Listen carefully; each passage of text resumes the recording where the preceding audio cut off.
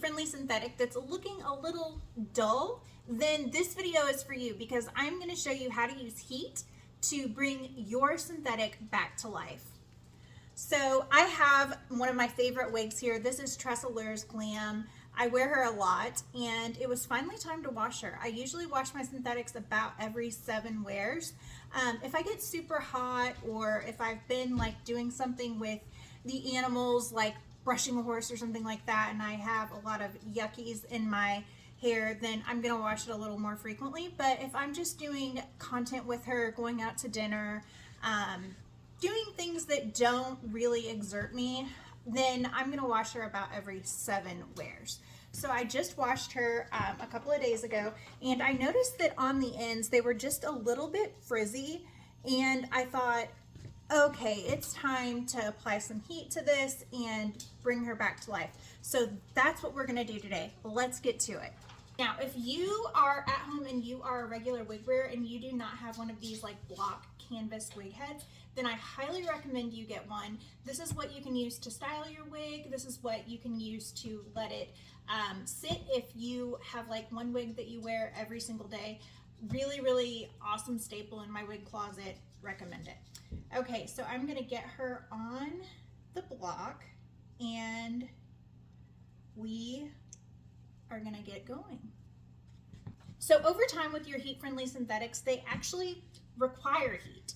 They require heat to stay in good condition and to stay fresh, and you just have to make sure that you know when it's time to get to that and that you do it. So I'm going to show you here with this piece what I'm going to use.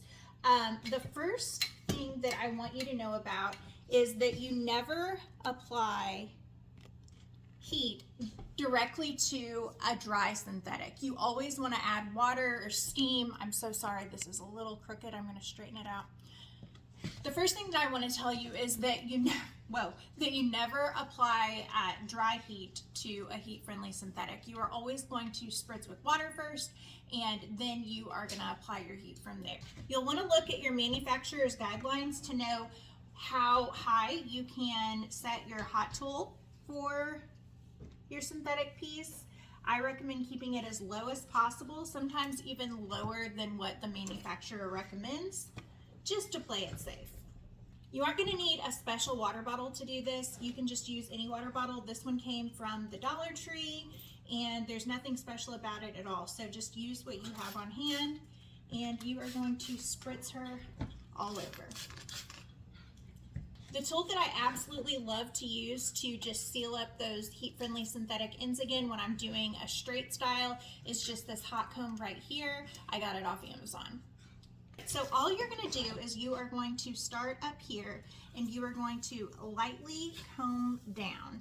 And if you could see right here over the top of me, you would see that all of the little hairs that are kind of poking out are just laying back down, and it looks much smoother after I apply the heat.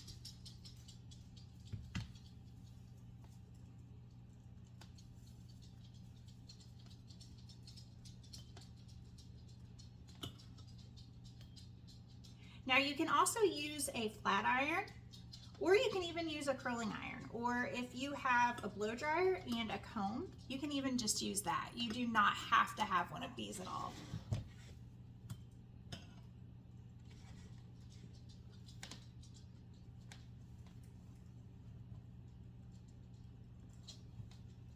Things that cause these little frizzies on the ends of our heat-friendly synthetics are usually from just the friction of our shirts. And sometimes after you have been in the sun, it'll get a little frayy, frilly, frizzy for lack of better words. Just look a little dull.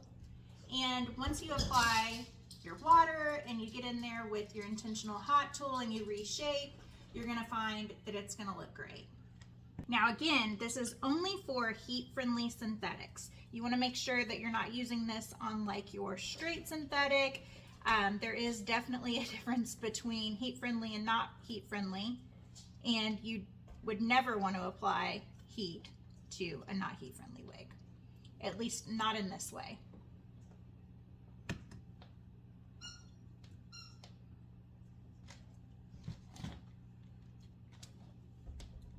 All right, I have her sealed back up. I also want to go in and re-establish the part that I preferred, because I noticed the last time I wore her that her part was just off and I didn't like that. So I'm gonna go in, get her part the way that I like her.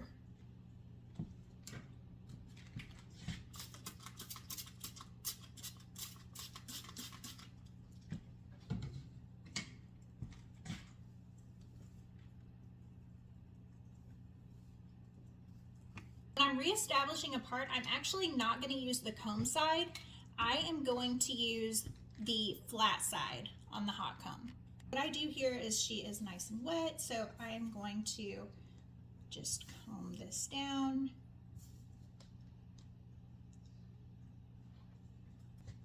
And now I'm going to work on this side.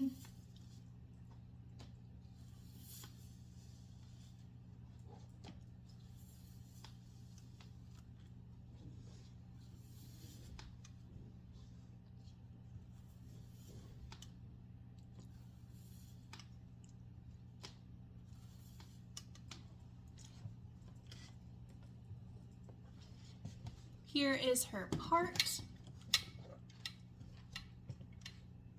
Looks absolutely beautiful. She's nice and sealed up. Her ends look great.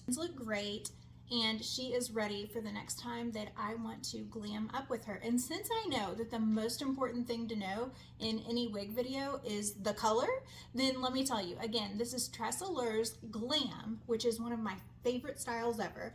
And the color is 1723 R8.